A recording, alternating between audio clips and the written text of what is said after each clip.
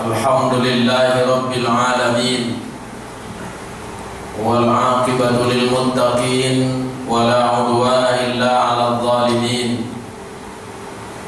Asyhadu an la ilaha illallah wa asyhadu anna Muhammadan 'abduhu wa rasuluh. Allahumma salli wa sallim wa barik ala Muhammad wa ala alihi wa sahbihi wa man tabi'a sunnatahu ila yaumiddin. Amma ba'du, fa ya ibadallah, usikum wa iyaya bi taqwallahi wa ta'atihi la'allakum tuflihun. Qala Allah subhanahu wa ta'ala: A'udzu billahi minasy syaithanir rajim. Afahasibtum annama khalaqnakum 'abatha wa annakum ilaina la turja'un. Fata'ala Allahul Malikul Haqq, la ilaha illa huwa Rabbul 'Arsyil Karim. Shadaqallahul 'azim. Hadirin jamaah Jumat yang dimuliakan Allah, patut kita bersyukur kepada Allah atas segala nikmatnya yang tidak terhingga. Alhamdulillah, di hari ini kita diberikan umur, kesehatan dan kekuatan sehingga dapat menjalankan tugas dan kewajiban kita. Dan mari kita sampaikan salawat dan salam kepada Nabi kita Muhammad sallallahu alaihi wasallam, kepada seluruh sahabat, keluarga dan pengikutnya. Semoga kita nanti bersama-sama dengan beliau di yaumil mahsyar. Allahumma salli wa sallim alaihi wa alaihim ajma'in. Hadirin jamaah Jumat yang berbahagia, mengawali khutbah ini saya membacakan firman Allah Subhanahu wa ta'ala di dalam surah Al-Mu'minun ayat 115 yang berbunyi: A'udzu billahi minasy syaithanir rajim. Bismillahirrahmanirrahim. Afahasibtum annama khalaqnakum 'abatha wa annakum ilaina la turja'un.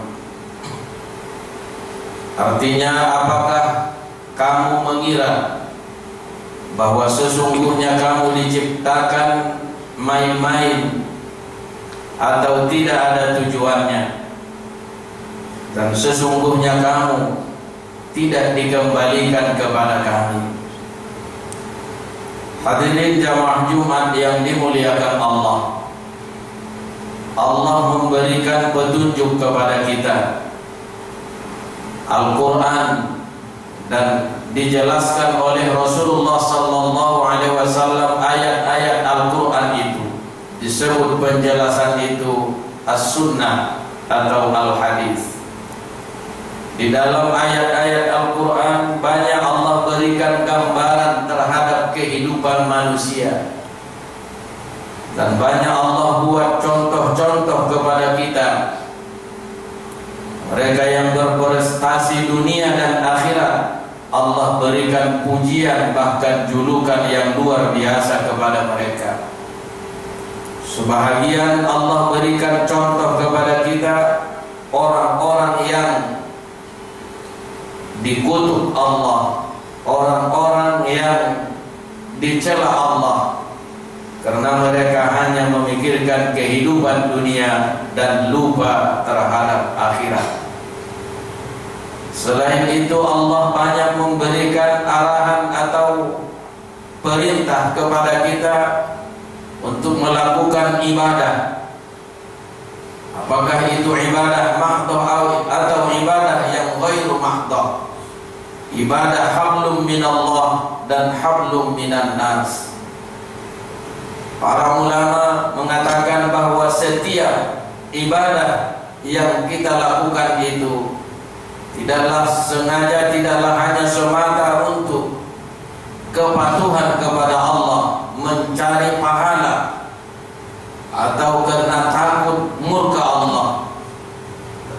ibadah itu menjadi pendidikan rohani yang disebut dalam istilah Arabnya tarbiyatun rohaniyah. Kita telah melakukan ibadah sebulan Ramadan, itu harapkan akan membentuk rohani kita menjadi rohani yang berkualitas.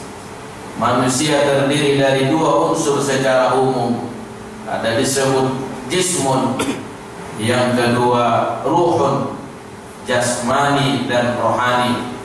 Kedua unsur kita ini harus sama-sama kuat dan sehat. Jangan hanya fisik saja kita yang kuat dan sehat, tetapi ruh kita lemah dan sakit. Selain itu kita disuruh lagi di bulan Syawal untuk melanjutkan ibadah di bulan Ramadan.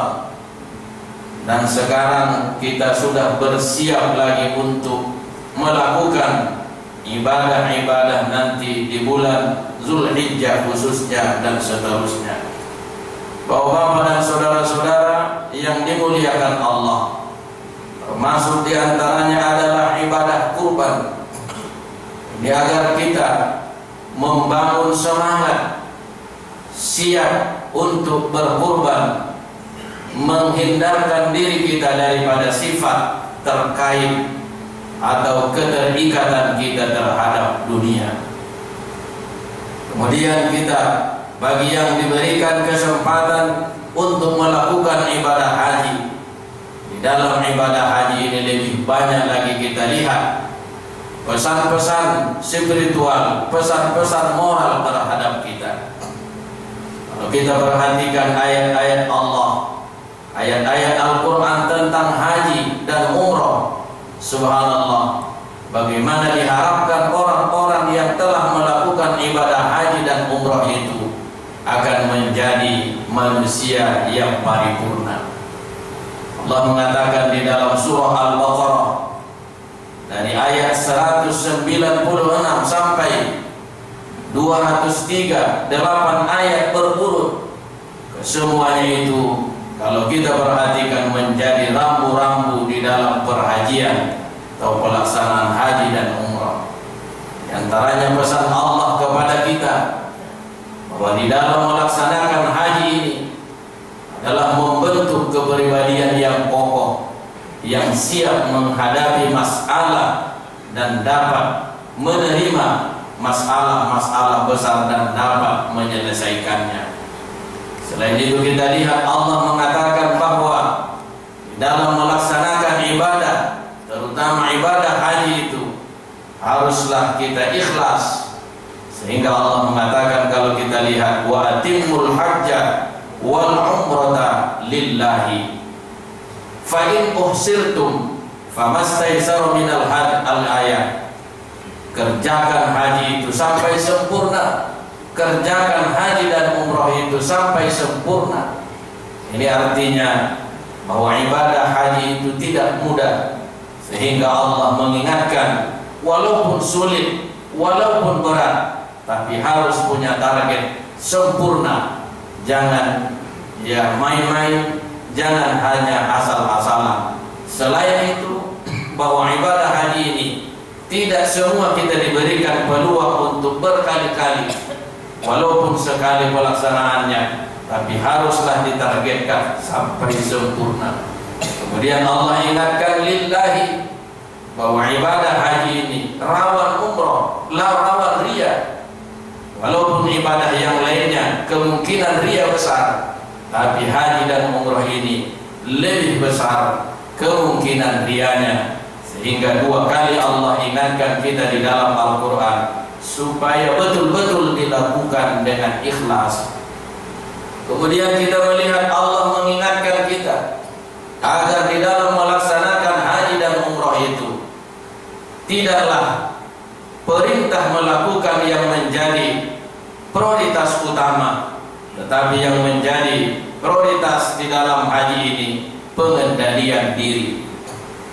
Ibnul Qayyim mengatakan di dalam buku atau kitab beliau Al-Fawaid bahwa usulul ma'asi kulluha thalatha, bahwa sumber maksiat itu seluruhnya ada 3. Yang pertama, ta'alluqul ibadah, ta'alluqul qalbi bi ghairillah. Kalau hati menggantungkan diri kepada selain Allah, itu adalah sumber yang pertama daripada maksiat. Jadi kalau bisa dikatakan bahwa sepertiga daripada maksiat itu ketergantungan diri kepada selain Allah, itu ujungnya nanti adalah syirik atau menduakan Tuhan atau menjadikan Tuhan selain Allah.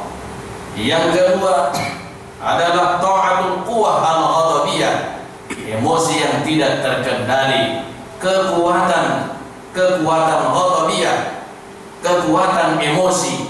Ini yang membawa seseorang melakukan apa saja yang merugikan orang lain. Kemudian yang ketiga disebutkan ta'atul quwwah asyahwaniyah. Kemudian kekuatan syahwat, kekuatan keinginan atau yang disebut juga hawa nafsu. Ketiga pintu inilah terjadinya maksiat-maksiat yang lain. Inilah agaknya yang diingatkan Allah kita di dalam ayat haji. Faman farada fihi al-hajja fala rafatha wala fusuqa wala jidala fil hajj. Siapa yang telah berniat haji, maka janganlah dia melakukan rafath, jidal dan fusuq. Wa ma taf'alu min khairi ya'lamuhu Allah. Dan apa saja yang kamu lakukan, Allah pasti mengetahuinya. Dapat kita pahami dari ayat ini bahwa Bapak dan saudara-saudara, seperti yang dikatakan Ibnu Qayyim tadi, bahwa ketika kita sudah melakukan haji dan umrah, apalagi sudah selesai kita melakukannya, maka dapatlah diharapkan kita telah menutup ketiga pintu besar daripada maksiat tadi. Kita menjadi orang yang sangat tunduk kepada Allah, yang selalu bergantung kepada Allah. Kemudian kita adalah orang yang dapat mengendalikan emosional kita. Selain itu, kita adalah orang yang dapat mengunci atau paling tidak mengendalikan hawa nafsu. Betapa banyak orang yang sudah diberikan Allah nikmat yang melimpah, tetapi oleh karena syahwat, oleh karena nafsunya tidak terkendali, maka dia harus melakukan atau dia tetap melakukan sesuatu yang dilarang oleh Allah Subhanahu wa ta'ala. Kemudian yang keempat kita lihat di dalam ayat-ayat haji dan umrah di dalam surah yang disebut tadi, ayat 198, 199 dan di ayat 200 dalam surah Al-Baqarah, Allah mengingatkan kita bahwa orang-orang yang telah menunaikan ibadah haji, dia semakin banyak zikirnya kepada Allah, semakin banyak istighfarnya, kemudian semakin banyak bermohon dan berdoa kepada Allah Subhanahu wa ta'ala. Kalau kita kaitkan lagi dengan latar belakang daripada haji dan umrah ini, 70% kaitannya dengan Ibrahim alaihi salam. Ritual dalam haji ini sangat terkait dengan Nabi Ibrahim dan keluarganya. Kalau kita perhatikan di dalam banyak ayat bahwa Nabi Ibrahim adalah orang yang paling banyak berdoa kepada Allah Subhanahu wa ta'ala, padahal dia dapat julukan sebagai Khalilullah, kekasih Allah Subhanahu wa ta'ala. Maka dapat kita pahami bahwa Bapak dan saudara-saudara, orang yang semakin dekat dengan Allah, orang yang semakin banyak ibadahnya kepada Allah, maka dia nampak semakin banyak zikirnya kepada Allah. Fa idza afadtum min Arafat fadhkurullaha 'indal masy'aril haram. Kalau kamu sudah berangkat dari Arafah, maka perbanyaklah zikir kepada Allah di Masy'aril Haram. Yang kedua dikatakan Allah, "Tsumma afidu min haitsu afadhan nas wastaghfirullah." Kalau kamu sudah bertolak dari Mina menuju Makkah, perbanyaklah istighfar kepada Allah. Kemudian di ayat berikutnya Allah katakan, "Fa idza qadaytum manasikakum fadhkurullaha kadzikrikum aba'akum aw ashadda dzikra. Faminan nasi man yaqulu rabbana atina fid dunya wa ma lahu fil akhirati min khalaq. Wa minhum man yaqulu rabbana atina fid dunya hasanah wa fil akhirati hasanatan wa qina adzabannar. Kalau kamu sudah selesai menunaikan ibadah haji, perbanyaklah mengingat Allah seperti kamu mengingat keluarga kamu, bahkan lebih banyak kamu mengingat Allah. Tapi di antara manusia, kata Allah, ada yang berdoa untuk keperluan dunia, maka mereka tidak akan diberikan Allah bagian di akhirat. Tapi di antara manusia ada yang bermohon diberikan kebahagiaan, kebaikan dunia dan akhirat, dan memohon kepada Allah agar dijauhkan daripada hukuman neraka atau siksa neraka. Mereka lah yang mendapat bagian di dunia dan di akhirat. Sesungguhnya Allah maha segera untuk memberikan balasan. Saudara-saudara, bapak-bapak sidang Jumat yang dimuliakan Allah, mungkin sebahagian kita, bahkan sebahagian besar kita telah pernah melakukan ibadah haji. Maka ketiga hal ini hendaklah menjadi bagian daripada kehidupan kita. Semakin banyak berzikir, semakin banyak beristighfar kepada Allah, dan jangan merasa sudah cukup apa yang telah diberikan Allah kepada kita, tetapi selalulah kita merasa kurang nikmat Allah itu kepada kita. Oleh karenanya selalulah kita berdoa sebagaimana Nabi Ibrahim sangat banyak permohonannya kepada Allah, sehingga Allah melebihkan dia dari yang lain. Mudah-mudahan khutbah ini bermanfaat. Hadanallahu wa iyyakum, barakallahu li wa lakum fil Qur'anil Karim, wa nafa'ani wa iyyakum bima fihi minal ayati wa dzikril hakim, wa taqabbala minni wa minkum tilawatahu innahu huwas samiul basir. Alhamdulillahi rabbil alamin, wa bihi nasta'inu ala umuri dunya waddin. Asyhadu an la ilaha illallah wahdahu la syarika lah, syahadatan tunji qailaha min adzabin muhin. Wa asyhadu anna Muhammadan abduhu wa rasuluh al-mab'uts rahmatan lil alamin. Allahumma salli wa sallim wa barik ala sayyidina wa nabiyyina Muhammad wa ala alihi wa sahbihi wa man tabi'ahum bi ihsanin ila yaumiddin. Amma ba'du, fa ya ibadallah, usikum wa iyaya bi taqwallahi wa ta'atihi faqad fazal muttaqun. Qala Allah subhanahu wa ta'ala, a'udzu billahi minasy syaithanir rajim.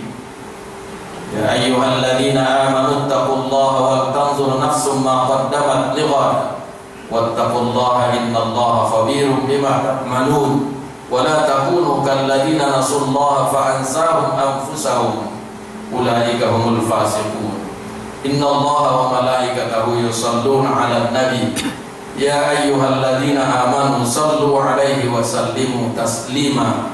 Allahumma salli 'ala Muhammad wa 'ala ali Muhammad kama sallaita wa sallamta wa barakta 'ala Ibrahim wa 'ala ali Ibrahim fil 'alamin innaka Hamidum Majid.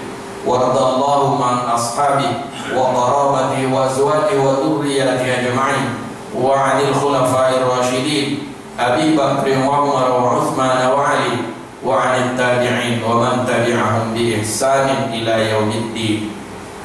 Allahumma ighfir lil mu'minina wal mu'minat wal muslimina wal muslimat al ahya'i minhum wal amwat innaka sami'un qaribun mujibud da'awat wa qadiyal hajat.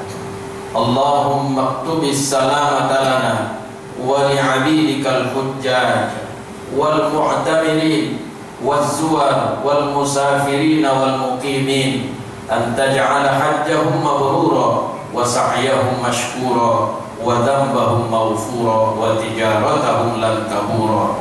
Rabbana atina fid dunya hasanah wa fil akhirati hasanah wa qina adzabannar. Ibadallah, innallaha ya'muru bil 'adli wal ihsan wa ita'i dzil qurba wa yanha 'anil fahsya'i wal munkar wal baghi 'ya'idukum la'allakum tadhakkarun. Fadhkurullahal 'azim yadhkurukum washkuru 'ala ni'amihi yazidkum was'aluhu min fadlihi yu'tikum wa yahdikum wa la dzikrullahi akbar.